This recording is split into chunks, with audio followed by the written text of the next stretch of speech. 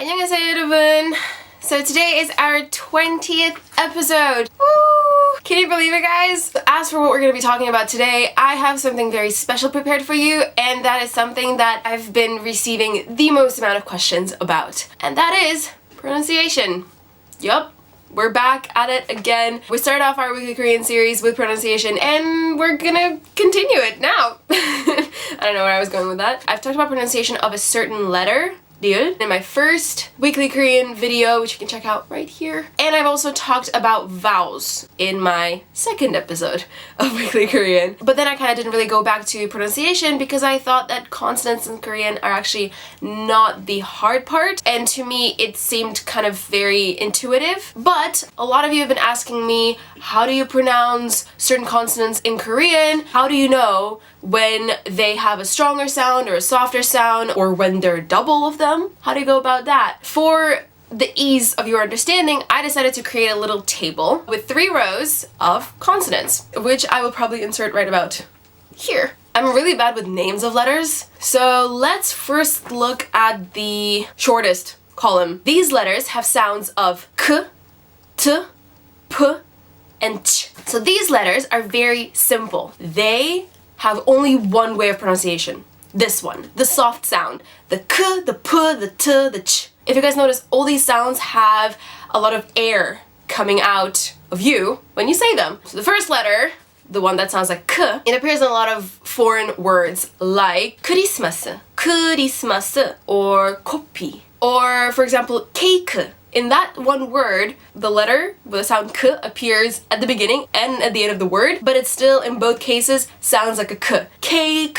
The next letter sounds like t in words like taxi, or party, or computer. With p, there are words like 파란색, again party, or again computer, pew, pew, pew, pew, pew, pew, pew. And then the ch sound in words like 차, 책, 치마, 치킨, 지하철. There you go. These letters are very straightforward, right? Now we're moving on to the middle column, which is a little bit more complicated. These letters can have both a strong and a soft sound depending on their placement. So the first letter, giuk, can have both a g and a k sound. So usually, when you have that letter at the beginning of the word, it will usually have a softer sound. There's some exceptions, there are always going to be exceptions, but if you know the general rule, it's going to be much easier for you to adapt to the exceptions, because then you'll know, ooh, that's an exception, because I know the rule. And then in the middle of the word or at the end, they mostly have a stronger sound. For example,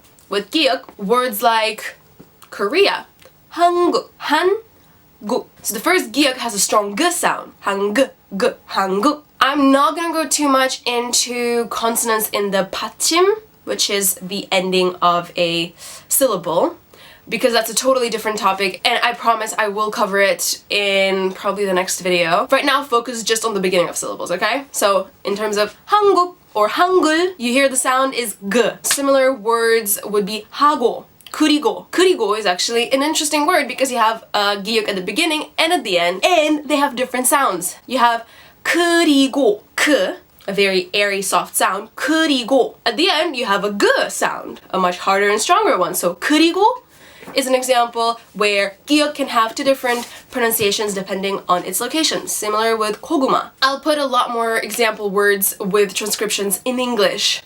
Sorry, all of you non-English speakers. I'm still figuring out what to do about that. I'll put a lot more words with transcriptions in the description box. When it comes to dia, example words can be 타 or 토마. 토마 is a cutting board, and 타 is everything. And when it's in the middle or at the end of the word, it has a stronger D sound, like 모두, everyone. Or like 소녀시대, 시대, 대 has a D, stronger sound. So moving on to 비읍, it can have either a B or a P sound. Similar pattern. Words like 바보 show both pronunciations. At the beginning, it's a P, 바보.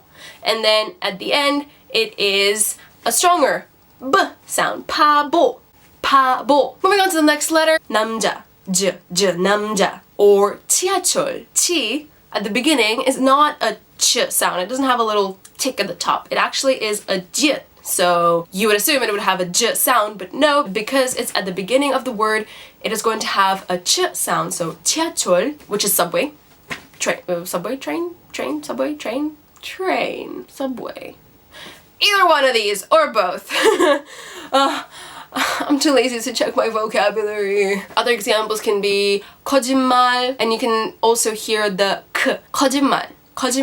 Alright, so now that we're done with the 2 columns out of the 3, we've got the last one, and these are the double consonants. These guys, to be honest, are difficult for me too. So for example, with a double bi읍, words like 기쁘다 or 바쁘다, 오빠, 아빠, 빨리, 팡. When you have a double consonant, you kind of like start to say that consonant, but then you make a little pause and you let the pressure of what you're about to say build up behind your teeth, your mouth, and then you're letting the sound out. So it's kind of like with a little bit of a stop and then a lot of pressure. I don't know if that makes sense. For example, with 오빠, I'm not saying 오빠, right? I'm saying 오빠. I know I'm exaggerating, but I'm doing that so that you guys can kind of see the difference between saying 오빠 or 오빠 or 아빠 or 빨리. I should have probably put that as a disclaimer at the beginning of the video. My pronunciation is nowhere near being perfect. I'm not a native speaker. I'm learning Korean together with you guys, and these are just the kind of tips and ways I tried to organize this information in my head, hoping that maybe it will make sense to you too. If it doesn't make sense, click out of this video, enjoy your life. But if it does, then there you go. I helped someone. Yay! I digress, like always. Okay, let's just do the examples of the double consonants. Double D. Words like 뜨겁게 or 어떤 or 어떻게. Double 기역, words like 시끄럽다, 시끄러워요. Examples of double consonants with 지 would be 일찍, 잘다, like 짧은, like very short. I hope this was helpful. I hope you got a gist of kind of the difference between softer, harder sounds and then the double consonants. Don't fret too much if your pronunciation is not completely on point. You have all the time in the world to practice your pronunciation. Just take it easy, enjoy it, and make it a fun journey, like we always do here on Weekly Korean. Alright, I hope this helped. If I made any mistakes, native Korean speakers, tutors, teachers, let me know, because I always make mistakes in all of my videos because that's a part of learning, and I really enjoy when you catch my little mistakes in the comment section, so yay! Keep on doing that, I don't mind. We're all learning together. I hope you all have a wonderful day. Bye guys, 안녕!